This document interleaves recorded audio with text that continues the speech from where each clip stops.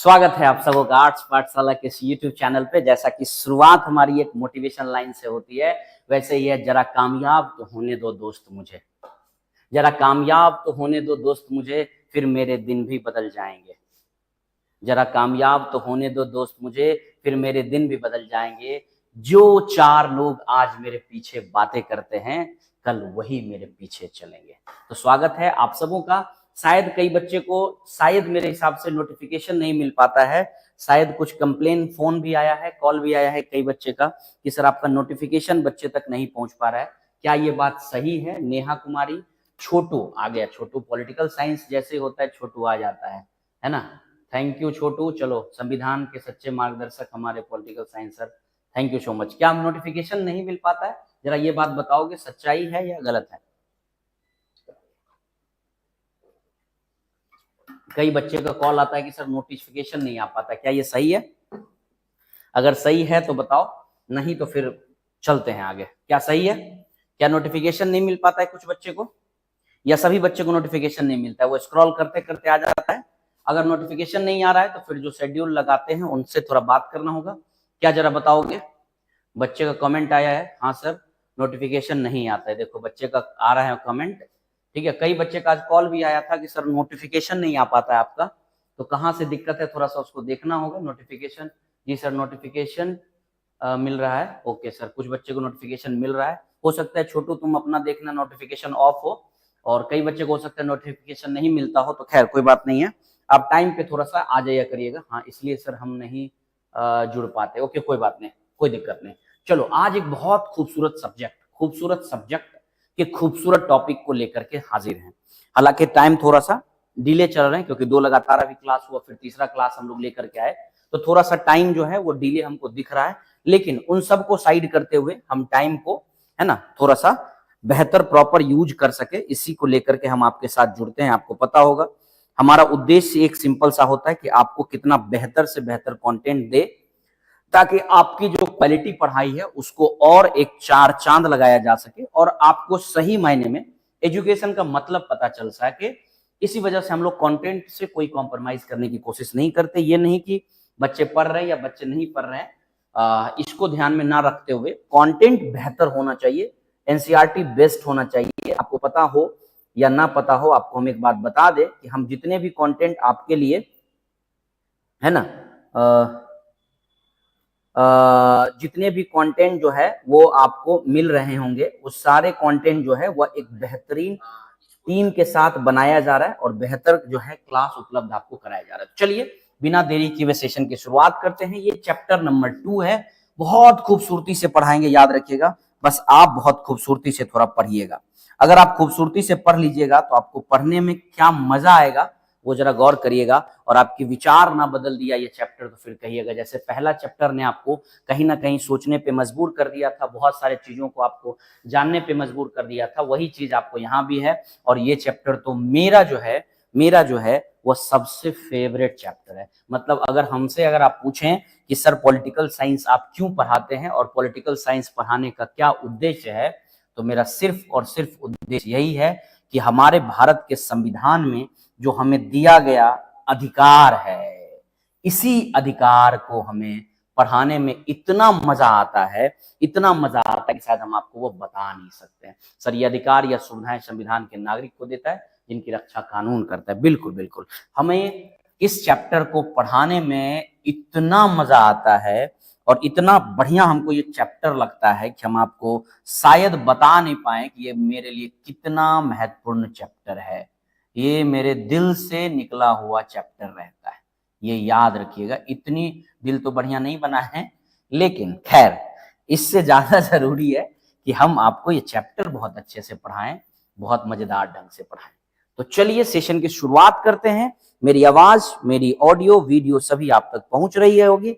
फिर से एक बार फिर से आज के एक मोटिवेशनल कोट के साथ, हम पहले भी बता दिए लेकिन फिर एक बार फिर से पेश है कि जरा कामयाब तो होने दो दोस्त मुझे, जरा कामयाब तो होने दो मुझे दोस्त, फिर मेरे दिन भी बदल जाएंगे। जो दो चार लोग आज मेरे पीछे बात करते हैं, कल वही मेरे पीछे चलेंगे। इसलिए हौसला मजबूत होना चाहिए। बेहतर होना चाहिए, बेहतरीन होना चाहिए, अंजाम तो बेहतर होता ही है। चलिए सब्जेक्ट की शुरुआत करते हैं। बहुत पेशेंस के साथ, बहुत गहराई से आपको पढ़ाने की कोशिश करेंगे। एनसीईआरटी सब सर एकदम ठीक ठाक सर शुरू है, ओके।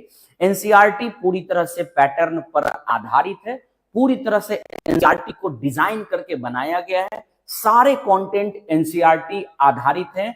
एक फिर बता दे रहे हैं आपको, स्टार मार्क, ये पूरा का पूरा जो आपका चैप्टर है वो पूरी तरह से आपका एनसीईआरटी बेस्ड है, यानी आपका एनसीईआरटी का एक भी टॉपिक है ना, एक भी टॉपिक आपका नहीं छूटेगा, ताकि कल कोई आप सिविल सर्विसेज या किसी अन्य प्रिपरेशन एग्जामिनेशन को करते हैं तो आपको एक बेहतर समझ, एक अच्छी पकड़ आपको इस सब्जेक्ट को लेकर के बन जाएगा। तो चलिए सेशन की शुरुआत करते हैं। चैप्टर का नाम है भारतीय संविधान में अधिकार। पढ़ेंगे चैप्टर में अधिकार का महत्व, पढ़ेंगे चैप्टर अधिकार का प्रकार, पढ़ेंगे चैप्टर में अधिकार का संरक्षण। उसी को हम लोग एक बेहतरीन तरीके से देखने की कोशिश करते हैं। तो चलिए शुरू करते हैं। आइए, सबसे पहला एक अधिकार के महत्व को लेकर के, मौलिक अधिकार के महत्व को लेकर के आप जब चैप्टर के पेज को उल्टेंगे, जब आप चैप्टर के पेज को उल्टेंगे तो उस चैप्टर में आपको भारत के संविधान के अधिकार के बारे में बताने का कोशिश कर रहा है। जिस अधिकार के बारे में बताने का कोशिश कर रहा है उस अधिकार को हम लोग कहते हैं मौलिक अधिकार। आपको बेसिक सा कुछ बात पहले ही बता दे कि जिस अधिकार को आप पढ़ने जा रहे हैं उस अधिकार का नाम है मौलिक अधिकार। मौलिक अधिकार, इस मौलिक अधिकार को हम लोग एक और नाम देते हैं, आपको इंग्लिश में पता ही होगा, इसी को हम लोग क्या कहते हैं, फंडामेंटल राइट। फंडामेंटल राइट, इसे मूल अधिकार भी कहते हैं, इसे मूल अधिकार के नाम से भी हम लोग जानते हैं। जो मौलिक अधिकार हमारा है, जो मौलिक अधिकार हमारा है वो भाग 3 में है, याद रखिएगा। जो मौलिक अधिकार है वो हमारा किस में है, भाग 3 में है। अनुच्छेद जो है वो 12 से लेकर के 35 तक है, याद रखिएगा। किसमें है, अनुच्छेद 12 से लेकर के 35 तक है। भाग जो है वह 3 में है, अनुच्छेद 12 से 35 में है। पहले जो थे मूल रूप से भारत में मौलिक अधिकार जो थे उसकी संख्या पहले जो थी वो थी 7, और वर्तमान में जो मौलिक अधिकार की संख्या है, वर्तमान में जो मौलिक अधिकार की संख्या है वो है कितने, कुल 6। मौलिक अधिकार की वर्तमान संख्या कितनी है, 6। मौलिक अधिकार की वर्तमान संख्या कितनी है, 6, और पहले कितनी थी, 7। ये थोड़ा डिस्क्लेमर आपको चैप्टर का दे देते हैं, थोड़ा सा चैप्टर का डिस्क्लेमर दे देते हैं आपको। तो 6 मौलिक अधिकार को हमें पढ़ना है। एक मौलिक अधिकार जो संपत्ति का अधिकार था, जो संपत्ति का अधिकार था, अनुच्छेद 31 में उसको हटा दिया गया। साल 1978 के 44वां संविधान संशोधन करके, 44वां संविधान संशोधन करके इसे हटा दिया गया। तो अब हमको ये जानना है कि ये मौलिक अधिकार है क्या, ये मौलिक अधिकार होता क्या है, ये मौलिक अधिकार कितने प्रकार का होता है, ये मौलिक अधिकार हमारे लाइफ में कितना जरूरी है। आप जो भी जीवन जी रहे हैं, जहां भी जी रहे हैं, जितनी भी बेहतरीन तरीके से जीवन जीना चाह रहे हैं, आप जी सकते हैं। आप इस देश में उस जीवन को जीने लायक आप हैं, ठीक है। तो हमें जो ये अधिकार दिया गया है, इस अधिकार को हम लोग मौलिक अधिकार क्यों हटाया गया, इस पे बात करेंगे छोटू। ये उस टॉपिक पे जब आपको लाएंगे तब आपको समझाएंगे क्यों हटाया गया। बहुत सारा इसको लेकर के केसेस है, आप पढ़ेंगे उस केस को लेकर के। केशवानंद भारती केस बहुत इंपॉर्टेंट केस है जिसके बारे में आपको जानने का मौका मिलेगा। बहुत महत्वपूर्ण चैप्टर को पढ़ने की कोशिश आप करिएगा। हम जहां तक आपको पहुंचाने का कोशिश करेंगे, आप प्लीज क्यों हटाएंगे बताएंगे, छोटू बताएंगे, ठीक है। तो जहां तक हम आपको ले जाना चाह रहे हैं प्लीज आप वहां तक चलिएगा मेरे साथ, क्योंकि हम, आपको पता होगा कि एक कहावत है, छोटी सोच और पांव में मूंछ कभी इंसान को आगे नहीं बढ़ने देता है। तो हम चाहते हैं कि आपकी छोटी सोच से आगे निकाल के आपको एक अच्छी सोच दे सके, और यही अच्छी सोच आपको एक अच्छी जीवन दे सकता है। और ये चैप्टर आपके लिए बहुत महत्वपूर्ण साबित होने जा रहा है। तो चलिए कहानी की शुरुआत करते हैं, चैप्टर को बेहतरीन तरीके से समझने की कोशिश करते हैं। तो टोटल नंबर ऑफ मौलिक अधिकार कितने हैं, तो टोटल नंबर ऑफ अधिकार हैं 6, मूल कितने थे, 7। कब हटाया गया, 1978 में। कौन से संविधान संशोधन में, तो 44वां संविधान संशोधन के तहत हटाया गया। तो चलिए लॉक करते हैं, कहानी की शुरुआत करते हैं। तो फिर जब चैप्टर की शुरुआत बच्चे करोगे तो चैप्टर की शुरुआत में आपको दो कहानी पढ़ना है। एक कहानी पढ़ना है अपने देश में 1982 में एक खेल हो रहा था जिसका नाम था एशियाई खेल। ठीक है, देखिए कैसे अधिकारों का शोषण होता है, जरा देखिए कैसे अधिकारों का शोषण किया जाता है और उस अधिकार का शोषण क्यों होता है। हो सकता है ये घटना आपके हमारे साथ भी हो सकता है। तो अगर हम अपने अधिकार के प्रति सजग रहेंगे, हम अपने अधिकार के प्रति जागरूक रहेंगे, तो शायद ये घटना हमारे साथ नहीं होगा। अगर ये घटना हमारे साथ नहीं होगा तो ये कैसे नहीं होगा, इसको जानने के लिए देखिए हमारा ये टॉपिक मौलिक अधिकार। तो एशियाई खेल कब? 1982 में। क्या हुआ? घटना यह है कि ठेकेदारों के द्वारा, गरीब मजदूर द्वारा, सरकार के द्वारा निर्धारित जो न्यूनतम मजदूरी दर था उससे कम पैसे दिए जाते थे। मतलब क्या हुआ कि जब एशियाई खेल होगा तो स्टेडियम बनेगा, स्टेडियम बनने के अलावा रोड बेहतर बनाए जाएंगे, फ्लाई ओवर बनाया जाएगा, रहने के लिए, ठहरने के लिए बेहतरीन सुविधा दिया जाएगा। अब एशियाई खेल में चूंकि विदेशी प्लेयर आएगा, तो जब विदेशी प्लेयर आएगा तो उस विदेशी प्लेयर को ठहरने की बेहतरीन सुविधा देनी होगी। तो सुविधा देने के लिए बनाना होगा, तो बनाने के लिए क्या होगा? टेंडर पास होगा। टेंडर पास होगा तो मजदूरों से काम करवाया जाएगा, और जब मजदूरों से काम करवाया जाएगा तो वही कहानी यहां से जोड़िएगा। जब मजदूरों से काम करवाया जा रहा था तो उस मजदूर को उतनी पैसा नहीं दी जा रही थी जितना एक न्यूनतम मजदूरी दर होता है। बच्चा, न्यूनतम मजदूरी दर का मतलब क्या होता है? न्यूनतम मजदूरी दर का मतलब होता है कि सरकार के द्वारा निर्धारित किया गया एक आय जो कहीं ना कहीं एक दिन के काम के बदले कम से कम उतना जो है वह वेतन मिलना चाहिए, उसको बोलते हैं न्यूनतम मजदूरी दर, न्यूनतम मजदूरी आय। अगर उतना भी नहीं मिलता है तो इसका मतलब है कि आपके साथ क्या हो रहा है? कहीं ना कहीं अन्याय हो रहा है, आपके साथ क्या हो रहा है? गलत हो रहा है, आपके साथ कोई ना कोई क्या कर रहा है? चीट कर रहा है, आपके साथ कहीं ना कहीं कोई गलत कर रहा है। तो इस घटना में यह देखने को मिला कि जो मजदूर बेचारे काम कर रहे हैं, जो गरीब मजदूर काम कर रहे हैं, उनकी मजदूरी जो है वह सही से नहीं मिल रहा था। ठेकेदार को उनकी मजदूरी नहीं मिल रहा था। सर सभी बच्चे एक लाइक शेयर और जरूर करो, और आपकी छोटी, बिल्कुल बिल्कुल बिल्कुल। चलो, तो क्या हो रहा था कि उनको मजदूरी नहीं मिल रहा था। तो जब मजदूरी नहीं मिलेगा तो क्या होगा? अब चूंकि मजदूर है तो क्या है? उसके पास पैसा नहीं है। और अगर मजदूर है उसके पास पैसा नहीं है तो ये भी बात तय है कि सर अगर मजदूर है उसके पास पैसा नहीं है तो मजदूर है तो शिक्षा भी नहीं है। अगर उसके पास शिक्षा नहीं है तो ये भी तय है कि उसको अधिकार नहीं पता होगा। अगर उसको अधिकार नहीं पता है तो उसके साथ शोषण होगा। कहानी क्लियर है ना? अगर अधिकार नहीं पता है तो शोषण होगा। अधिकार क्यों नहीं पता है? क्योंकि उसको शिक्षा नहीं मिला। शिक्षा क्यों नहीं मिला? क्योंकि वो मजदूर के फैमिली में था, उसे शिक्षा का महत्व नहीं पता था, तो उसके साथ हो रहा था शोषण। तो जब उसके साथ हो रहा था शोषण तो वो बेचारे कुछ नहीं कर पा रहे थे। उनको तो लगता था कि चलो जितना मिल रहा है, कम से कम मेरा जीवन यापन तो हो रहा है, कम से कम हम जीवन तो जी रहे हैं, कम से कम मेरी लाइफ तो चल रही है, ऐसा ये सोच रहे हैं। लेकिन बच्चे, ऐसे सोचने से काम नहीं चलेगा। तो फिर क्या हुआ कि कुछ लोगों ने इसके खिलाफ कंप्लेन किया। अब भैया मजदूर तो नहीं करेंगे ना, मजदूर नहीं करेंगे तो कुछ जो सामाजिक कार्यकर्ता लोग हैं, जो सामाजिक विज्ञान में बिलीव करते हैं लोग, उन्होंने जाकर के इसके खिलाफ मामला दर्ज करवा दिया। तो जब न्यायिक हस्तक्षेप हुआ, जब मामला दर्ज करवाया गया, तो सर्वोच्च न्यायालय ने इसे अनुच्छेद 23 का उल्लंघन माना और न्यूनतम मजदूरी दर देना ना देना वो बेगार कहलाता है। मतलब अगर आपको न्यूनतम मजदूरी दर भी ना मिले तो ये बेगार होता है। बेगार मतलब जो बिना मजदूरी का काम किया जाएगा। तो जब आप पढ़ेंगे अनुच्छेद 23 और 24 आपको पढ़ाएंगे हम, ये अनुच्छेद 23 और 24 जो है ये शोषण के विरुद्ध का अधिकार का बात करता है। शोषण के विरुद्ध अधिकार का बात करता है। यानी अगर आपके साथ शोषण हो रहा है, किसी भी तरीके का अगर आपके साथ शोषण हो रहा है, तो वो शोषण ना हो, इसके लिए भारतीय संविधान के अनुच्छेद 23 और 24 में अधिकारों का जिक्र किया गया है, जिसको बोलते हैं शोषण के विरुद्ध अधिकार। शोषण के विरुद्ध अधिकार यानी अगर आपसे पूछा जाए कि 1982 के खेल में मजदूरों के साथ जो शोषण हो रहा था वो किस अधिकार का उल्लंघन था, तो कहोगे शोषण के विरुद्ध जो अधिकार हमें मिला हुआ था, या शोषण ना हो उसका क्या हो रहा था कि उल्लंघन हो रहा था। यानी अनुच्छेद 23 का उल्लंघन किया जा रहा था। अनुच्छेद 23 का क्या हो रहा था? उल्लंघन किया जा रहा था।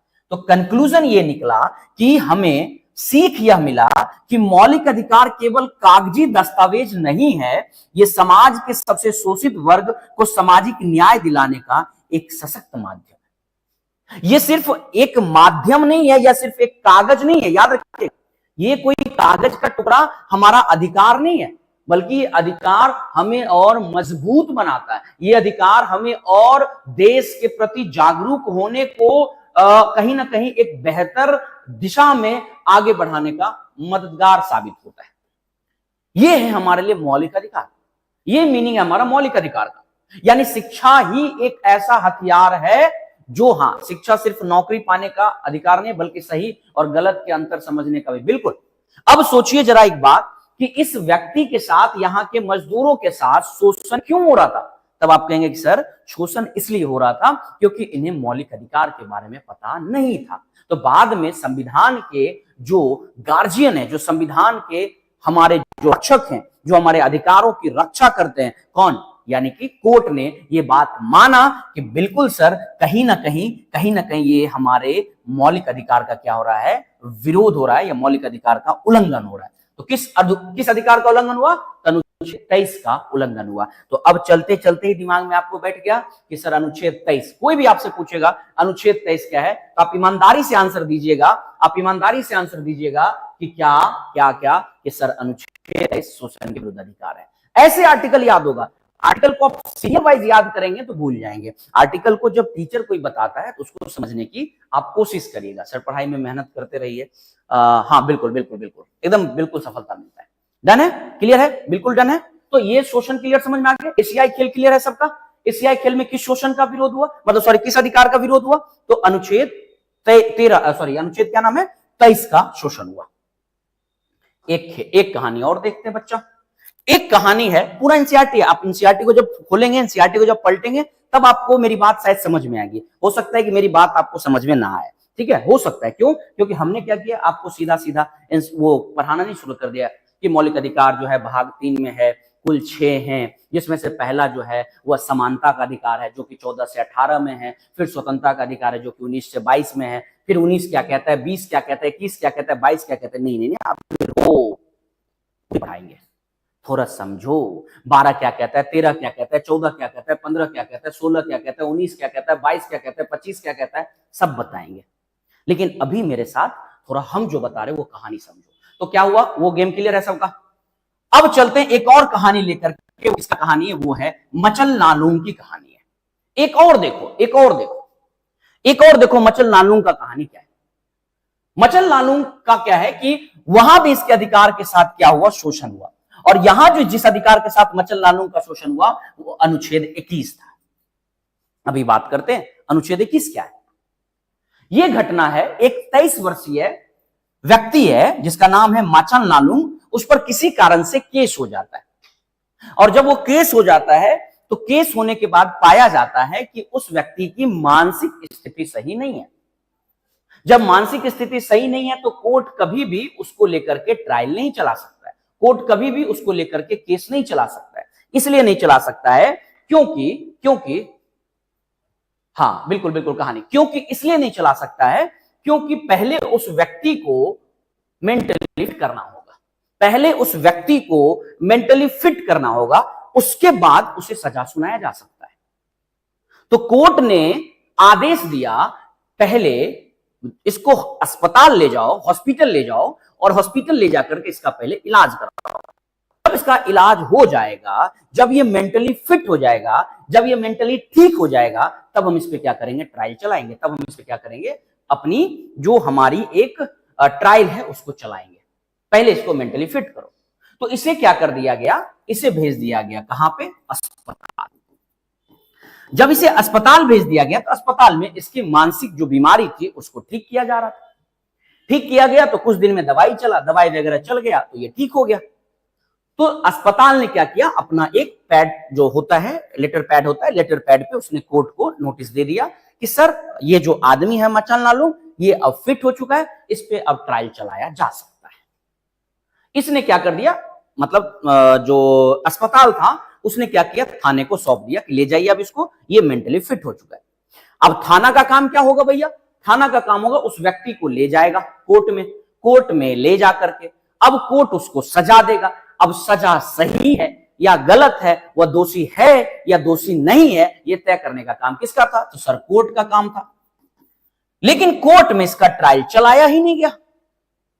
जब कोर्ट में इसका ट्रायल चलाया ही नहीं गया, बिना ट्रायल चलाए हुए वो बेचारा जेल में पड़ा रहा। अगर माचल नालुंग कहानी पढ़ा होता, अगर माचल नालुंग अपने जीवन में मौलिक अधिकार सीखा होता, अगर माचल नालुंग अपने जीवन में मौलिक अधिकार के महत्व को जाना होता, तो शायद तुमको पता है कि किसी भी व्यक्ति को पुलिस जो है वह जेल नहीं भेज सकता है। जेल भेजने का काम, सजा सुनाने का काम कोर्ट का होता है, ना कि पुलिस का होता है। लेकिन इसको बिना ट्रायल चलाए हुए, बिना किसी आधार पर इसे 54 साल तक न्यायिक हिरासत में डाल दिया गया। 54 साल तक। जो व्यक्ति 23 साल की उम्र में गिरफ्तार हुआ है, 77 साल के बाद वो निकला, और भी बिना कोई ट्रायल का, बिना किसी कोर्ट के द्वारा सुनाए गए सजा का।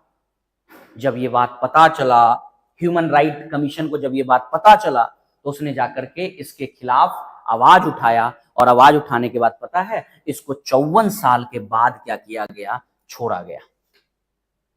यानी ये जीवन को जी नहीं पाया ना, इसकी जीवन जो गरिमापूर्ण जीवन होनी चाहिए था, जो इसको जीवन स्वतंत्रता से जीने के लिए मिला था, जिस जीवन को ये खुल के जी सकता था, भारत में कहीं भी आ जा सकता था, भारत में अपना जीवन किसी भी तरह का बेहतरीन तरीके से जी सकता था, कोई काम कर सकता था, कोई पेशा चुन सकता था। जीवन, अगर मान लीजिए कोर्ट ने सजा भी सुना दिया, तो एक समय के बाद कोर्ट से बाहर आकर के फिर से अपने जीवन को नॉर्मल तरीके से जी सकता था। अगर ये दोषी था भी, फिर भी पता होगा कि किसी को 54 साल की सजा नहीं होती है, आपको पता होना चाहिए। लेकिन फिर भी इसके साथ ऐसा हुआ, यानी इसके साथ एक अधिकार का शोषण हुआ। वो अधिकार कौन? मौलिक अधिकार। और मौलिक अधिकार में किस अधिकार का अनुच्छेद का शोषण हुआ? तो बच्चा अनुच्छेद 21 का शोषण हुआ। 21 कहता है कि हमें अपने जीवन को गरिमापूर्ण, अपने जीवन को व्यक्तिगत स्वतंत्रता के आधार पर जीने का अधिकार है। यानी यहां पर अगर आपसे पूछे कि किस अधिकार का शोषण हुआ, तो कहेंगे कि सर यहां पे अनुच्छेद 21 का शोषण हुआ। पीछे वाले कहानी में अनुच्छेद 23 का शोषण हुआ था। अनुच्छेद 23 कहता है शोषण के विरुद्ध अधिकार, यहां कहता है जीवन की स्वतंत्रता, व्यक्तिगत जीवन की स्वतंत्रता। यानी यह मामला अनुच्छेद 21 के अंतर्गत मिलने वाले निष्पक्ष और त्वरित सुनवाई के अधिकार, यानी राइट टू स्पीडी ट्रायल का गंभीर उल्लंघन था। यानी यहां पे अनुच्छेद 21 का उल्लंघन हुआ। और फाइनली सीख ये मिलता है कि जब तक को व्यवहार में लागू करने की ठोस प्रशासन नहीं होगी, तब अधिकार का कोई मतलब नहीं होगा। इसलिए अधिकार को समझना, अधिकार को जानना बहुत ज्यादा जरूरी है। बच्चा जरा बताओ एक बात हमको, अनुच्छेद 23 और अनुच्छेद 21 क्लियर हुआ? बिना समझे, बिना जाने देखो कैसे याद हो गया। जब भी कभी बात होगा 21 का, जब भी कभी बात होगा 23 का, तुम्हारे दिमाग में आ जाएगा कि हाँ 23 मतलब किसी के साथ शोषण होना, जैसे न्यूनतम मजदूरी दर ना मिलना, काम करना, उसको पैसा ना मिलना, है ना, किसी व्यक्ति के साथ शोषण होना, ये सब किसमें कहलाता है? तो वो 23 में कहलाता है। और 21 क्या कहता है कि जीवन को स्वतंत्रता दिया गया है, आप अपने जीवन को पूरी तरह से स्वतंत्र होकर के जी सकते हैं, आप अपनी स्वतंत्रता के साथ जीवन जी सकते हैं, सम्मानपूर्ण जीवन जी सकते हैं, किसी भी तरीके का कोई भी आपके साथ रोक टोक नहीं हो सकता है। ये बात करता है कौन? सर गरिमा क्या होता है बच्चा? गरिमा का मतलब होता है इज्जत, इज्जत, इज्जत, है ना, एकदम इज्जत। क्लियर है अलाउद्दीन बच्चा?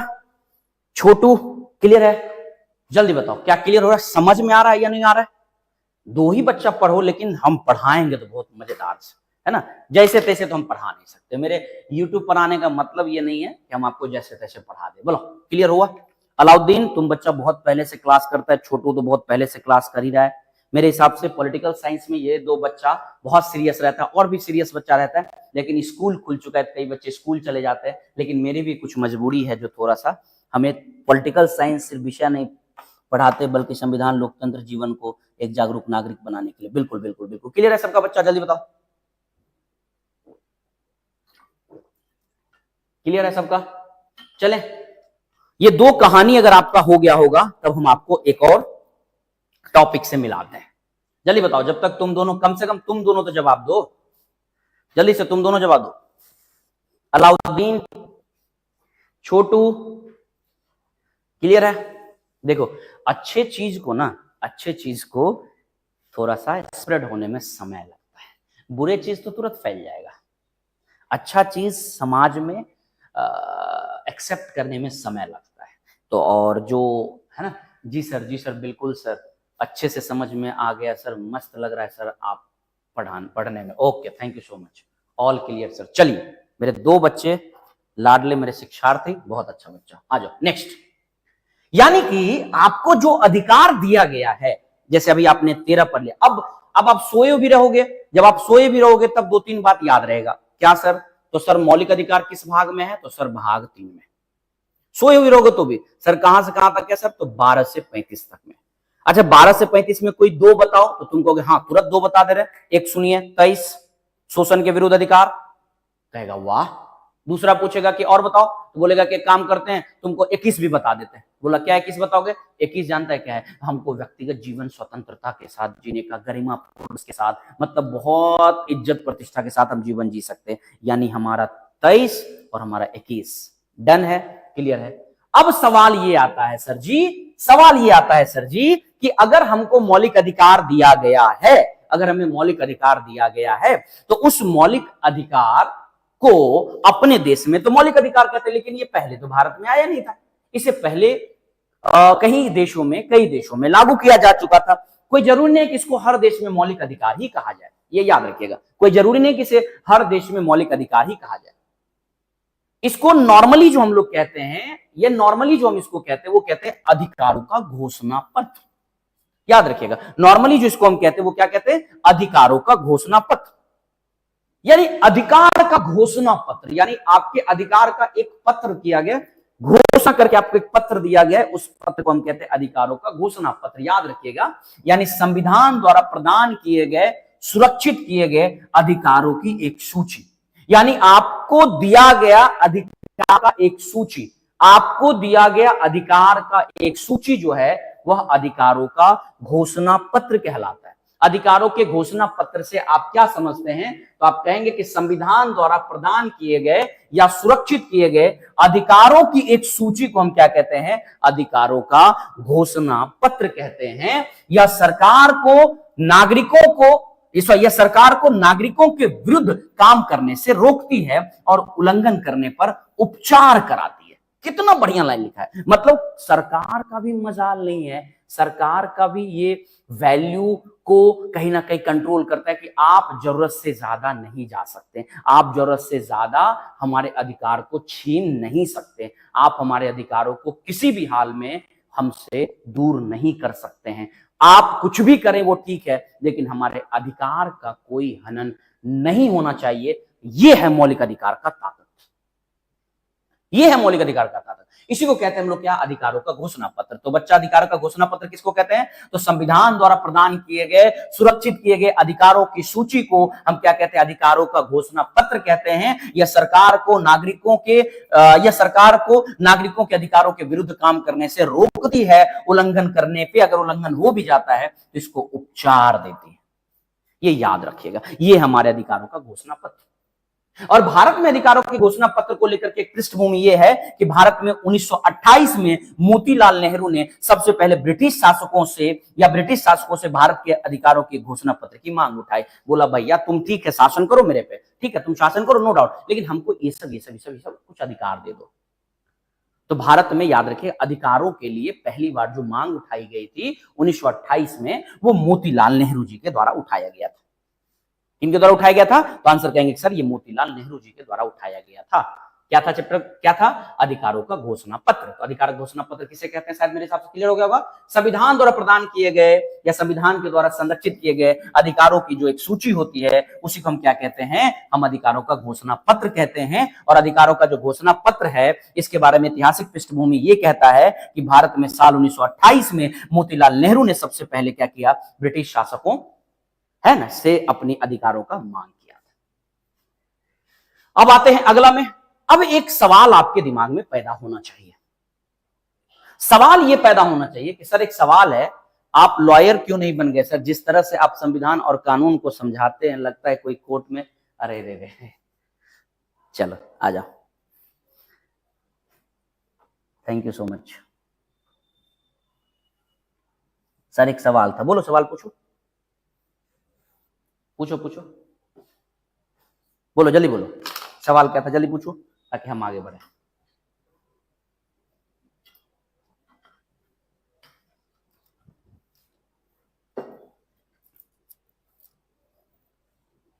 जल्दी बताओ। चलो तब तक हम थोड़ा सा इसका सवाल है अलाउद्दीन का, जब तक अलाउद्दीन का सवाल आता है तब तक हम कुछ टॉपिक कर लेते हैं। डन, आ जाओ। एक सवाल है कि सर कुछ साधारण से भी अधिकार होते हैं, यानी कुछ अधिकार ऐसा होता है जो साधारण कानूनी अधिकार होता है, और कुछ अधिकार होता है जो मौलिक अधिकार होता है। कुछ अधिकार जो हैं वह साधारण से अधिकार होते हैं और कुछ जो है वह मौलिक अधिकार होते हैं। सवाल क्या है बच्चा का? सर बिल ऑफ राइट्स कहां और क्यों लाया गया? बिल ऑफ राइट्स की शुरुआत बच्चा अमेरिका से होता है, ठीक है। बिल ऑफ राइट्स जो है वो अमेरिका से शुरुआत की जाती है। जब पहली बार अमेरिका में संविधान बनाया गया था तो लोगों को ये अधिकार दिया गया था, ठीक है, और वो अधिकारों की जो लिस्ट थी उसी को बिल ऑफ राइट्स के नाम से जानते हैं। और पहली बार जो बिल ऑफ राइट्स का कॉन्सेप्ट आया था वो अमेरिका में आया था। हम थोड़ा सा आपको इसके बारे में इतिहास बताने की कोशिश करें, थोड़ा सा अगर हम आपको बताने की कोशिश करें, तो जब पहली बार बिल ऑफ राइट्स दिया गया था तो उस पर कोई लिमिटेशन नहीं दिया गया था। लिमिटेशन का मतलब क्या हो गया? उस पर कोई नियंत्रण नहीं दिया गया था। तो क्या हो गया कि अमेरिका में लगा कि भाई ये तो क्या हो जाएगा, लोग मौलिक अधिकार का गलत इस्तेमाल करने लगेंगे। तुरंत कोर्ट ने फटकारा और बोला जल्दी से क्या करो, ये अधिकारों को क्या करो, तुम जल्दी से ये करो, इस पे प्रतिबंध लगाओ। मतलब एक लिमिट होना भी जरूरी है ना। लिमिट नहीं होगा तो फिर पता होगा तुमको स्वतंत्रता का अधिकार है, तुमको बोल दिया जाएगा कि भैया कहीं भी घूमने फिरने का अधिकार है, तो कल को तुम किसी के घर में जाकर के बैठ जाएगा, या तुम कहीं कहीं चलते चलते क्या करेगा, किसी के घर में जाकर के सो जाएगा, कहेगा कि कहीं भी हमको अधिकार मिला हुआ जाने का नहीं ना। समझना होगा ना इन चीजों को हमको। इसलिए जो है ये चीजों पे थोड़ा नियंत्रण भी क्या होता है, अति आवश्यक होता है, नियंत्रण भी बहुत ज्यादा जरूरी होता है। ठीक है, क्लियर है? क्लियर है सबका? क्लियर है सबको? बोलो।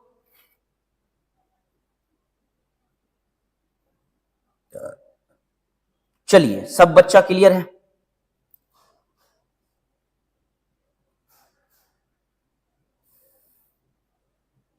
चले, चलो डन, बच्चा क्लियर है। हाँ, अब एक सवाल है, एक सवाल है बच्चे का। बच्चा ये है, बहुत बहुत बहुत बहुत खूबसूरती बात बताते हैं, विशेषता। मतलब एक, जैसे आपको वोट का अधिकार मिला है, आरटीआई का अधिकार मिला है, राइट टू इंफॉर्मेशन, सूचना का अधिकार मिला है आपको। आप शायद इसके बारे में पढ़े भी होंगे और मेरे हिसाब से इसके बारे में थोड़ा बहुत जानते भी होंगे। क्लियर है? राइट टू इंफॉर्मेशन के बारे में सुने। इसके अलावा आपको पता होगा, एक आप देश के सच्चे नागरिक होने के नाते आपको पता होगा कि कंज्यूमर राइट भी है। कंज्यूमर राइट मतलब किसी भी व्यक्ति, किसी भी वस्तु को जानने का अधिकार है कि हाँ क्या सही है क्या गलत है। और एक अधिकार मौलिक अधिकार भी है। यानी हमने आपको एक तरफ बताया क्या, वोट का अधिकार, कंज्यूमर राइट, फिर उसके बाद क्या बताया आपको, राइट टू इंफॉर्मेशन, आरटीआई, हमने ये सब आपको बताया। तो सर एक तरफ ये अधिकार और एक तरफ जो है आपका फंडामेंटल राइट, सर दोनों में क्या अंतर है? सर हाउस में लॉर्ड्स और हाउस में कॉमन क्या होता है? अच्छा, house of lords and house of common, बच्चा समझाएंगे थोड़ा सा, हमको चैप्टर को बढ़ाने दो ना, समझाएंगे। चैप्टर नंबर 4 का पॉइंट है ना, ये वहां पर इंग्लैंड अमेरिका में यूज होता है, बताएंगे। हाउस ऑफ लॉर्ड्स इंग्लैंड में, house of lords house of commons, ठीक है, बताएंगे कॉमन। रुक जाओ बच्चा, सुनना ध्यान से, जब पूरा पढ़ाएंगे वो तब बताएंगे। जब विधायिका कार्यपालिका ये सब समझाएंगे ना तो बताएंगे। जैसे अपने भारत में लोकसभा कहते हो, राज्यसभा कहते हो, वैसे ही अलग अलग जगहों पर उसको अलग अलग नाम से जाना जाता है। डन, चलो ध्यान दो थोड़ा सा, प्लीज उसको ध्यान दो। सर आपका आवाज आपके एक्टिविटी के अनुसार कभी कभी झरझरा, ओके सॉरी, ठीक है, कोशिश करते कि एक्टिविटी कम करें। डन, कोशिश करता हूं मैं कि एक्टिविटी थोड़ा कम करूं। आ जाओ, डन, आ जाओ। तो क्या कहता है बच्चा, ध्यान दो, कहता है कि विशेषता ये कहता है कि साधारण कानून अधिकार और एक क्या है कि आपको मौलिक अधिकार है, दोनों में क्या अंतर है, थोड़ा उसको देखते हैं। क्या क्लियर? विशेषता का बात करते हैं, सबसे पहले सुरक्षा का बात करते हैं। सुरक्षा में क्या बात करता है? एक साधारण कानून है और एक मौलिक अधिकार है। इसे सामान्य कानून द्वारा सुरक्षा और लागू किया जाता है। यानी जो साधारण कानून होगा, जो नॉर्मल कानून होगा उसे सामान्य कानून के द्वारा उसे लागू किया जाएगा। मतलब उसके लिए कोई विशेष प्रावधान नहीं किया गया, उसके लिए कोई विशेष बातें नहीं की गई है। लेकिन अगर बात होगा मौलिक अधिकार का, तो इसे देश का संविधान स्वयं गारंटी देता है। यानी इसकी जो गारंटी देती है, इसकी जो गारंटी देती है वह स्वयं संविधान देता है, और इसकी जो गारंटी देती है ये सामान्य कानून के द्वारा लागू किया जाता है। इसे सामान्य कानून के द्वारा लागू, जैसे वोट का अधिकार सामान्य कानून के द्वारा लागू किया गया, राइट टू इंफॉर्मेशन सामान्य कानून के द्वारा लाया गया, कंज्यूमर राइट सामान्य कानून के द्वारा लाया गया। लेकिन बात होगा मौलिक अधिकार का, तो मौलिक अधिकार की गारंटी कौन देता है? संविधान देता है। दूसरा कहता है कि अगर मान लीजिए इसको बदलना हो, यानी कि साधारण कानून को अगर बदलना हो और मौलिक अधिकार को बदलना हो, तो अगर साधारण कानून को अगर हमें बदलना होगा तो संसद में सामान्य कानून बनाने की प्रक्रिया से इसको बदलाव कर देंगे। मतलब नॉर्मली जैसे सामान्य कानून बनाया जाता है कि हमको आधे से अधिक बहुमत चाहिए, आधे से अधिक बहुमत मिल गया, चलो हम क्या करेंगे, कानून को बदल देंगे। ठीक है, जो टॉपिक है, हाँ कोई दिक्कत नहीं, हाँ ठीक है। तो एक दूसरा बात क्या है कि सर मौलिक अधिकार तो नहीं सर जी, मौलिक अधिकार में परिवर्तन के लिए संविधान में संशोधन करना जरूरी है। कितना बढ़िया लाइन बोला। अगर आपको साधारण अधिकार में परिवर्तन करना है, साधारण से कानूनी अधिकार में आपको परिवर्तन करना है, तो उस परिवर्तन को हम लोग क्या करेंगे कि साधारण प्रक्रिया से बदलाव कर लेंगे। लेकिन जब बात होगा मौलिक अधिकार का, तो मौलिक अधिकार को परिवर्तन करने के लिए हमें खुद संविधान को परिवर्तन करना पड़ेगा। ये बात समझने की कोशिश, सर पूछना बहुत अच्छी बात है, लेकिन प्लीज जो टॉपिक चल रहा है सर उसी संबंधी सवाल पूछा जाए ताकि, नहीं कोई दिक्कत नहीं, चलो ध्यान दो, कोई नहीं, बच्चे का अपना होगा, कुछ दिमाग में आया होगा, कहीं पढ़ा होगा तो पूछ लिया बच्चा, कोई बात नहीं, आ जाओ। क्लियर है ना? तो देखो, एक होता है बच्चा, एक होता है साधारण कानून। तो साधारण कानून को अगर बदलना हो, तो साधारण कानून को बदलने के लिए, साधारण कानून को बनाने के लिए हमें क्या करना पड़ेगा कि संसद में सामान्य कानून बनाने की प्रक्रियाओं के हिसाब से चलना होगा। लेकिन अगर मौलिक अधिकार को बदलना हो या मौलिक अधिकार में परिवर्तन करना हो, तब कहेंगे सर मौलिक अधिकार में परिवर्तन मतलब सोचो उस किताब में ही कहीं ना कहीं चेंज करना है, उस किताब के अंदर ही परिवर्तन करना है। उसको क्या कहते हैं बच्चा? उसको कहते हैं मौलिक अधिकार, यानी जिसमें हमको संविधान में ही जिक्र किया गया है कि भैया आप इसका उपयोग करके कर सकते हैं। अगर बात करोगे राज्य के विरुद्ध, अगेंस्ट स्टेट, यह आवश्यक नहीं कि यह राज्य की शक्ति को सीमित करे, लेकिन यहां पर क्लियर है कि सरकार का कोई भी अंग ऐसा कानून नहीं बनाएगा जो लोगों के खिलाफ हो, जो हमारे अधिकार के खिलाफ हो। यहां पर कहता है कि यह आवश्यक नहीं है कि यह राज्य की शक्ति को सीमित करे, कोई सरकार जैसा मन चाहे कानून बना सकता है, लेकिन सरकार जैसा मन वैसा कानून नहीं बना सकता है जब वो किसके खिलाफ बात हो, मौलिक अधिकार के खिलाफ का बात हो। यानी मौलिक अधिकार हमारा सबसे महत्वपूर्ण अधिकार होता है, उसके खिलाफ सरकार भी कोई कानून नहीं बना सकता है, कभी संशोधन भी करना पड़ेगा। तो हमें क्या करना होगा कि मौलिक अधिकार के संशोधन करने के लिए संविधान में संशोधन करना होगा, संविधान के अनुच्छेद 368 में संशोधन करना होगा। इसके थ्रू हम क्या कर सकते हैं? संविधान में संशोधन कर सकते हैं। अब बताओ कोई दिक्कत? ईमानदारी से बताओ जरा बच्चा, अलाउद्दीन, छोटू, शिवम, ये जो 4-5 बच्चा कंटिन्यू रह रहा है, बच्चा क्या कोई दिक्कत है? क्या टॉपिक समझ में आ गया ब्रो? ओके ब्रो, अच्छा ब्रो, चलो बताओ क्या सामान्य बनाम मौलिक अधिकार बच्चा क्लियर है? क्या मजेदार ढंग से मेरी बात समझ में आई? सामान्य बनाम मौलिक क्या क्लियर हो पाया? सामान्य बनाम मौलिक मतलब मौलिक अधिकार और सामान्य कानून में अगर परिवर्तन करना हो या सामान्य कानून बनाना हो और मौलिक अधिकार बनाना हो तो क्या अंतर है? क्लियर है सबका? बोलो, क्लियर है सबका? अलाउद्दीन क्लियर है? छोटू क्लियर है? जल्दी बोलो ताकि हम आगे चलें, जल्दी। नहीं सर, ओके। पंडित बॉय क्लियर है? कोई दिक्कत नहीं है। एक और बच्चे का आंसर आ गया, नहीं सर ऑल क्लियर। चलिए डन। अलाउद्दीन तुमको कोई दिक्कत हुआ? बहुत बहुत बहुत गहराई से पढ़ा रहे बच्चा, बहुत मजेदार तरीके से पढ़ाने की कोशिश कर रहे हैं। थोड़ा सा पढ़ने की कोशिश करिए, हम उस गहराई में आपको डुबाने की कोशिश कर रहे हैं जिस गहराई को आप खुद पता करके नाप लें कि सर कितनी गहराई है, हम ये आपको कोशिश कर रहे हैं, ये नहीं कि आपको ऊपर ऊपर लेके भाग रहे हैं। जी सर समझ आ रहा है सर, ओके डन, चलो डन, आ जाओ नेक्स्ट। अब बात करता है कि अब आ जाते हैं हम मौलिक अधिकार पे। ये तो हो गया भैया इंट्रोडक्शन, ये तो हो गया सर इंट्रोडक्शन, हाँ sir all clear sir, okay, ये तो हो गया इंट्रोडक्शन। यानी जब हम आपको बता रहे थे बच्चा कि मौलिक अधिकार क्या होता है, मौलिक अधिकार बनाम ये अधिकार क्या है, तब एक बात और जान लीजिए कि हमारे पास जो अधिकार हैं वो कुल 6 है। हमारे पास जो अधिकार है वो कुल कितने हैं, तो मौलिक अधिकार जो है वह 6 है। मौलिक अधिकार जो है वो कुल कितने हैं, 6 हैं। उसमें से जो सबसे पहला मौलिक अधिकार है, याद रखिएगा, जो सबसे पहला मौलिक अधिकार है उसको कहते हैं समता का अधिकार। समता का अधिकार ये है कहां से कहां, तो ये है 14 से लेकर के, एक सेकेंड रुक जाओ थोड़ा, चलो, समता का जो अधिकार है वो है 14 से लेकर के 18 तक, ठीक है। दूसरा जो अधिकार है वो है स्वतंत्रता का अधिकार।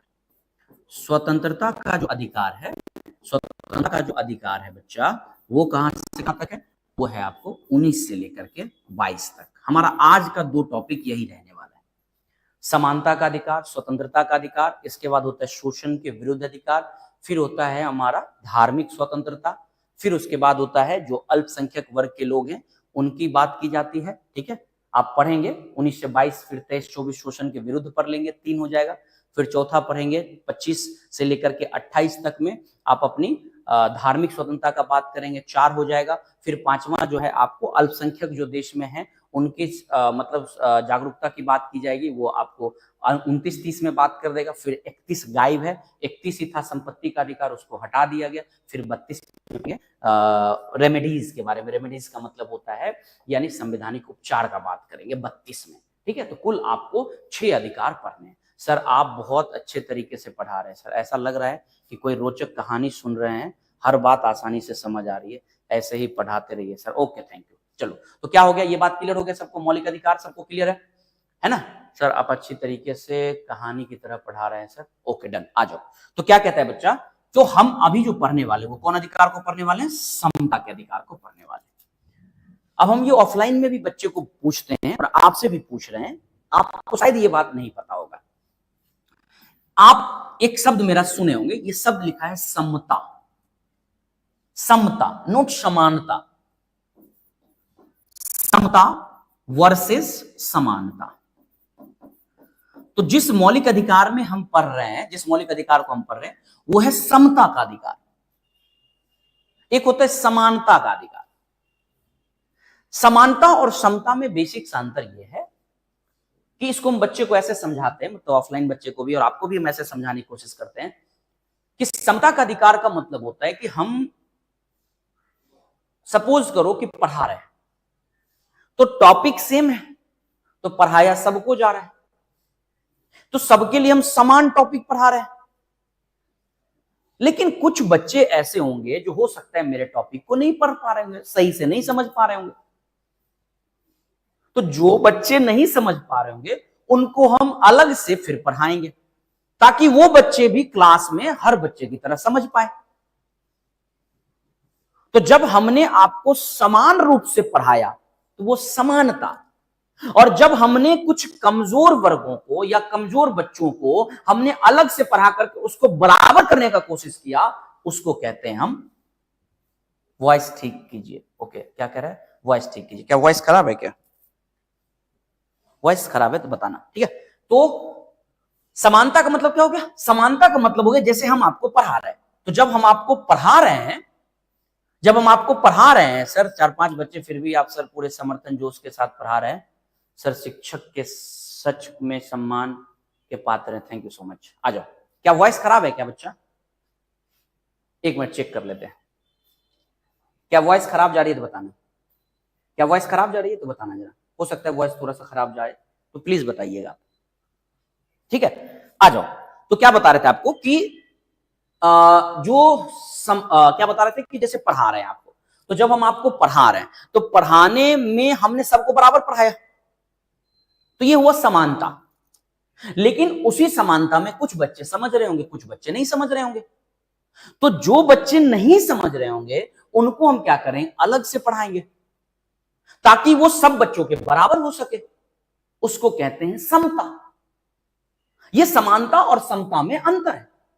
ओके, ठीक हो गया, thank you thank you thank you. हो सकता है कि थोड़ा दिक्कत होता होगा, थोड़ा सा आप कॉम्प्रोमाइज करिएगा।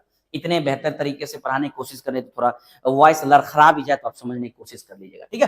तो ये होता है बच्चा समता और समानता में अंतर। शायद मेरे हिसाब से ये आपके लिए नया टॉपिक होगा, शायद बच्चे नहीं जानते होंगे, रियलिटी में नहीं जानते होंगे कि सर समता और समानता सेम लगता है, लेकिन दोनों में अंतर है। समता का मतलब होता है कि समाज में सभी वर्गों को बराबर करना, जो नीचे भी छूट गया है उसको भी बराबर लाना। और समानता का मतलब होता है कि ऑलरेडी बराबर है या नहीं है, सबको बराबर समझना, वो होता है समानता, ठीक है। तो समता और समानता क्लियर है, डन है, डन है, डन। तो हम लोग अभी जो पढ़ने जा रहे बच्चा, वो पढ़ने जा रहे 14 से 18। कौन सा अधिकार? समता का अधिकार। समता का अधिकार किस अनुच्छेद में है? तो 14 से लेकर के 18 तक में। मौलिक अधिकार का पहला अधिकार है 14 से 18। फिर तुम्हारे मन में एक सवाल आएगा कि सर अभी आप बोले थे कि मौलिक अधिकार भाग 3 में है और वो 12 से लेकर, तो सर 12 और 13 ना पहले आएगा फिर 14 आएगा। तो 12 और 13 बच्चा आपको हम समझाएंगे। 12 में राज्य की परिभाषा का बात किया गया है और 13 में कहता है कि सरकार अगर कोई कानून मौलिक अधिकार के खिलाफ बनाएगा तो कोर्ट क्या करेगा, उसको शून्य कर देगा, यानी निरस्त कर देगा। यानी मौलिक अधिकार से ऊपर कोई अधिकार बनाया नहीं जा सकता है, वो अनुच्छेद 13 बात करता है। और हम अभी आपको 12 बताए उसमें पढ़ेंगे कि राज्य कोई भी जो है वह सरकार या कोई भी राज्य शब्द बार बार आएगा कि कभी भी कोई मौलिक अधिकार के खिलाफ जाके कानून नहीं बना सकता है। तो वो राज्य शब्द जो बार बार आएगा आपको, वो राज्य शब्द जो बार बार आएगा, वो राज्य शब्द आपको कहां से आएगा? तो वो राज्य शब्द 12 से आएगा। और कोई कानून जो है वह निरस्त कर दिया जाएगा मौलिक अधिकार के अगर खिलाफ होगा, तो वो 13 बात रहेगा। हम 12-13 आपको अलग से फिर से समझा देंगे, अभी हमको आने दो उस पॉइंट पे, ठीक है। तो पहला अधिकार क्या है बच्चा? समानता का अधिकार। समता का अधिकार, समता का अधिकार क्या कहता है? 14 से 18। यानी 14 से 18 क्या कहते हैं, जरा गौर करो। अब आते हैं समझा। समता का अधिकार कहता है, इसकी मूल भावना दिख रहा है, समता। समता क्या करना? सबको बराबर करना, बराबर करना। अगर बराबर नहीं है तो बराबर करने की कोशिश करना, अगर बराबर नहीं है तो बराबर करने की कोशिश करना। जैसे मान लीजिए कि हमारे आपके समाज में छुआछूत होता है, तो जब छुआछूत होता है तो जो समाज के पिछड़े वर्ग के लोग हैं उनको समाज से दूर किया जाता है। तो छुआछूत को खत्म कर दो, तो जब छुआछूत खत्म हो जाएगा, अनटचेबिलिटी खत्म हो जाएगी, तो वो भी हमारे आपके समाज में बराबर हो जाएगा।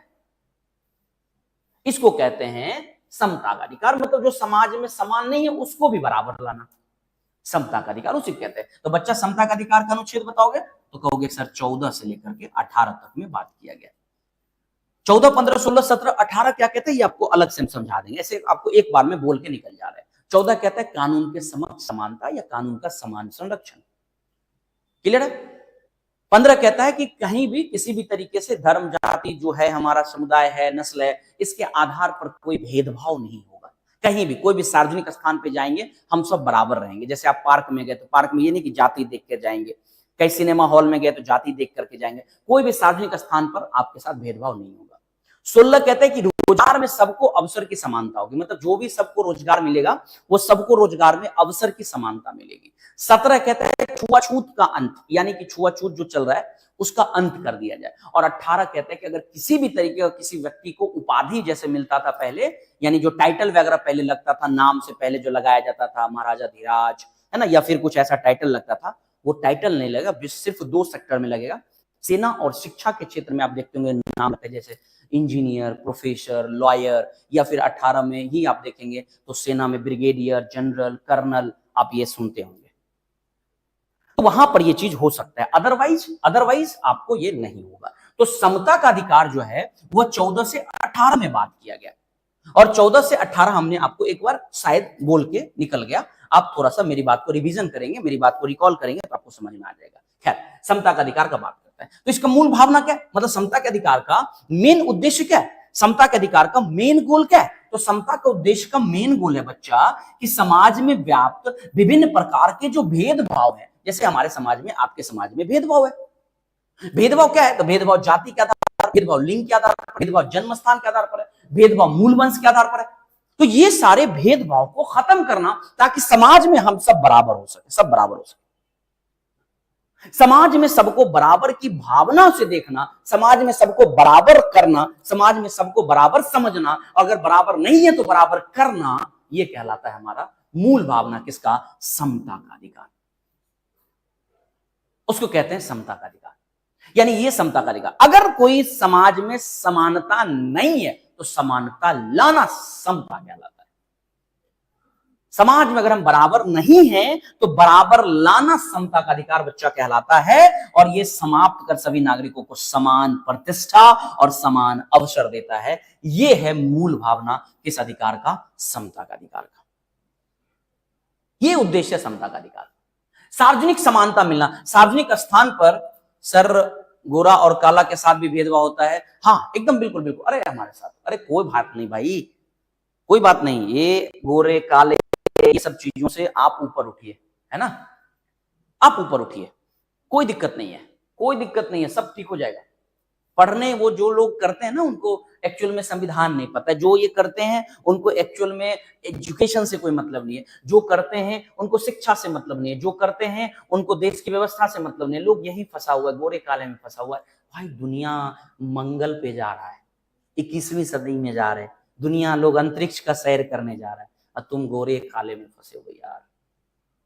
अगर गोरे काले की बात होगी तो तुमको पता होगा कि हमारे देश के जो राष्ट्रपति हैं, आपको पता होगा, आप उनको देखे भी होंगे, वो आदिवासी समुदाय से बिलोंग करती है, लेकिन पावर देखो जब वो इन करते हैं हर व्यक्ति खड़ा हो जाता है। कहाँ गया गोरा काला? तो ये वही होता है जहां पे शिक्षा की कमी होती है, ये वही होती है जहां पर शिक्षा का असली मतलब नहीं पता है, ये वही होता है जहां पर शिक्षा का कोई उद्देश्य नहीं होता है ना। ये उन जगहों पे आपको ज्यादा मिलता है। आइए, तो समानता का अधिकार का उद्देश्य क्या होता है? सार्वजनिक समानता लाना, दुकान होटल इन सारे जगहों पे सबको क्या करना? एक जैसा समझना और छुआछूत का अंत करना। ये आपको पता है, बताएंगे 17 में बात किया गया कि अगर समाज में सर जो करते हैं उसके साथ संविधान के अनुसार क्या किया जाए, कुछ नहीं करना है। अरे वो कोई सब चीजों में नहीं फंसो ना, कुछ नहीं करना है, उसकी सोच को बस समझ लो, उसकी सोच को समझ लो, बस हो गया। तुमको नहीं करना है किसी के साथ, तुमको नहीं बनना है ऐसा, तुमको ऐसा नहीं करना है, बस उसकी सोच को समझ लो। क्यों करना है कुछ भी? हमको वो चीजों में नहीं फंसना है, हमको सीखना है, हमको एक अच्छा इंसान बनना है, हमको एक सिंपल सा साधारण सा इंसान बनना है जो देश के लिए जी रहे हैं और देश के लिए कुछ करके जाएंगे। हमको बस इतने से गोल के साथ जीना है और कुछ नहीं करना है। क्या गलत कर रहा है, क्या सही कर रहा है, छोड़ देना है। अभी हम उस लायक नहीं, अभी हम पढ़ने के लिए बने हैं, अभी हमको सीखने के लिए बनाया गया, हमको सिखाने के लिए बनाया गया, आपको सीखने के लिए बनता है। अगर बुराई हो रही है तो देखिए, अभी देखिए, अभी देखिए, जब आप उस लायक बनिएगा तब आप उसको खत्म करिएगा। बुराई को खत्म करने के लिए पहले आपको लड़ना होगा, और लड़ने के लिए मजबूत बनना होगा, ठीक है, और मजबूत बनने के लिए पढ़ना होगा, और पढ़ने में खास करके संविधान जानना होगा। वही तो हम आपको पढ़ाते हैं। चलिए आते हैं, गौर करते हैं बच्चा। चलो डन, आ जाओ। तो ये हो गया समता का अधिकार का मेन उद्देश्य हो गया, समता के अधिकार का मेन उद्देश्य हो गया, समता के अधिकार का मूल उद्देश्य हो गया। डन, चलो आ जाओ नेक्स्ट। अगर मान लो कोई संवैधानिक रूप से कोई उल्लंघन करता है, मतलब असंवैधानिक रूप से इसका अगर कोई उल्लंघन किया, तो राज्य के पिछड़े हुए नागरिकों को किसी भी वर्ग में प्रतिनिधित्व प्राप्त नहीं है तो नियुक्ति में आरक्षण का प्रावधान, ये भी याद रखिएगा। मतलब समाज में सकारात्मक कार्रवाई करना, मतलब सबको बराबर रखना है भैया, तब तो सोच होगा, है ना। लोगों की सोच खराब इसलिए क्योंकि सही सोच दिया नहीं गया। अगर सही सोच मिलना शुरू हो जाएगा, लोग सकारात्मक हो जाएंगे, लोग धीरे धीरे ठीक हो जाएंगे। इसलिए कहा जाता है, रूल यही है, तरीका यही है कि क्या करो कि जो समाज में पिछड़े हुए नागरिक हैं, किसी भी पक्ष में अगर हैं, तो उनकी नियुक्ति पद पे कर दो, सबको बराबर। देख लो ना, कोई भी जाति के, किसी भी समुदाय के अगर अच्छे पद पे चला गया, अच्छे जगह पे चला गया, वो जाति पाति खत्म हो जाता है। तो संवैधानिक स्पष्टीकरण ये कहता है कि इसके लिए आरक्षण दिया गया। आरक्षण इसलिए दिया गया ताकि अवसर की समानता हो सके। अगर मान लो, क्या बताया आपको कि गरीब वर्ग है, समुदाय का पिछड़ा हुआ वर्ग है, तो अगर मान लो उसको ऊपर उठाना है, अगर उसको ऊपर लाना है, तो क्या करोगे भैया? ऊपर उठाने के लिए क्या करना होगा ना, उनको अलग से लिफ्ट देना होगा। लिफ्ट करने का मतलब उनको अलग से अधिकार देना होगा, ताकि वो नीचे वाले लोग को डबल बैटरी लगा दो, ताकि वो ऊपर जल्दी आए। इसलिए आरक्षण का प्रावधान है। कई बच्चे कहते भी है कि सर जब समानता का अधिकार है तो फिर आरक्षण क्यों? जब सबके लिए समान सरकार कर रही है तो फिर आरक्षण क्यों? आरक्षण इसलिए ताकि जो पीछे हुए वर्ग हैं उनको ऊपर उठाने में मदद मिल सके, ताकि वो लोग ऊपर आ सके, ताकि उन लोगों को ऊपर आने में मदद हो सके, ताकि उन लोगों को पीछे छोड़ा ना जा सके। क्योंकि उनको अगर समान रूप से व्यवहार करते चले जाओगे तो वो कभी भी आगे नहीं आ पाएंगे। मतलब एक एग्जांपल आपको हम बताते हैं, मान लीजिए ए, बी, सी और डी में ए बहुत अमीर है। ए के पास मान लीजिए कि 1 लाख रुपया है, बी के पास जो है वो मान लेते हैं 5 लाख रुपया, सी के पास 10 रुपया है और डी के पास जो है वो 50 रुपया है। अब सरकार 1000 का कोई एक कमीशन, 1000 का कोई प्रोग्राम लाया, हमको क्या करना है, सब में बांटना है। तो अकॉर्डिंग टू समानता का अधिकार में सबको 250 रुपए मिल जाएगा। तो भैया इसको भी 250 मिल जाएगा, इसको भी 250 मिल जाएगा, इसको भी 250 मिल जाएगा, इसको भी 250 मिल जाएगा। क्या सब बराबर हो जाएगा? ना भैया नहीं, अभी भी वैसे ही है जैसे पहले था।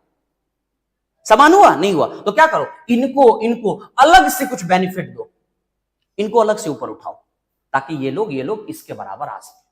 ये लोग जो नीचे दबे हुए ये इनके बराबर आ सके, इनको अलग से अवसर दो, इसलिए कहते हैं आरक्षण का प्रावधान। इस बेसिक सा कॉन्सेप्ट ये है, आरक्षण के पीछे का कॉन्सेप्ट सिंपल सा ये है। अब एक होता है बच्चा स्वतंत्रता का अधिकार। क्या होता है? स्वतंत्रता का अधिकार। ठीक है, मेरे हिसाब से एक और स्लाइड होगा, है ना, अपवाद नजरबंदी है, ये है मेरे हिसाब से, इसको छोड़ दो, आज रहने दो, स्वतंत्रता के अधिकार को कल लेके चलेंगे। स्वतंत्रता के अधिकार को लेके अब बाकी आगे के टॉपिक को लेकर के चलेंगे, क्योंकि स्वतंत्रता के अधिकार को थोड़ा समझाना होगा, थक भी गए हैं। ठीक है, क्योंकि सुबह भी क्लास लिए, अभी भी लिए, अभी 5-6 क्लास और लेना है, कम से कम तो 2-4 क्लास, 3-4 क्लास अभी लेना है। ठीक है, तो थोड़ा सा एनर्जी बचाना जरूरी है, ऑफलाइन बच्चे का क्लास है। तो अभी यहीं तक बच्चा रखते हैं, फिर हम लोग इसको लेकर के आपको कल चलेंगे। बहुत मजेदार सब्जेक्ट है, बहुत मजेदार, क्या बताएं तुमको, क्या सब्जेक्ट है यार, कितनी खूबसूरती से संविधान बनाया गया है। क्लियर ना? तो अभी रोक देते हैं क्लास, क्योंकि फिर अभी क्लास मेरा जो है वो लगा हुआ है। ठीक है, रहने देते हैं। क्या समझ में आ गया ना सबको? क्या छोटू क्लियर है? अलाउद्दीन क्या क्लियर है? बोलो जल्दी, क्लियर है सबका? अगर बोल दो क्लियर है तब हम आगे चलेंगे। जल्दी बोल दो, क्लियर है सबका? जल्दी बोलो, क्लियर है? छोटू क्लियर है? सब समझ में आ गया? जो बताएं,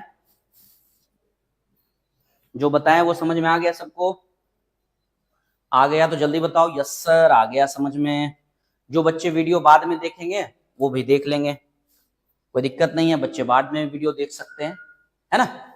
क्यों? इसलिए क्योंकि वीडियो अगर बाद में भी देखेंगे उन्हें समझ आ जाएगा कि हाँ सर हमने पढ़ा, हमने सीखा। कोई दिक्कत? चला जाए, इजाजत है आपसे चलने की? Okay sir, okay sir, okay sir. Sir offline classroom कहाँ पर है? ऑफलाइन क्लासरूम पटना में है बच्चा। सर क्लियर है, ओके। ऑफलाइन क्लासरूम ये पटना में है।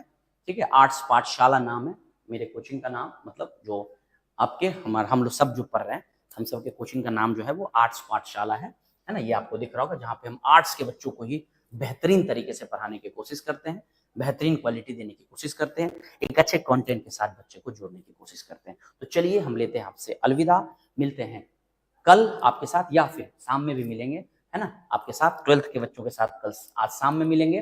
तो हमें दीजिए इजाजत, मिलते हैं आपके साथ कल इसी समय में। Bye bye, take care, love you.